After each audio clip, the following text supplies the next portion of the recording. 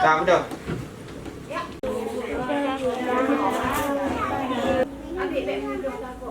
Sejak COVID-19, sekolah-sekolah diliburkan, jiwa saya terpanggil melihat kondisi anak-anak sekolah ini tidak belajar.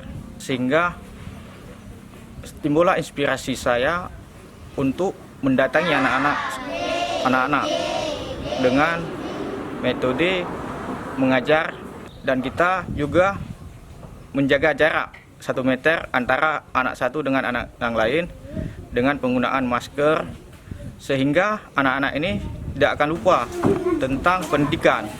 Karena dengan pendidikan ini anak Aceh hebat dan jarang dan bisa melahirkan sumber daya unggul menuju Indonesia cerdas.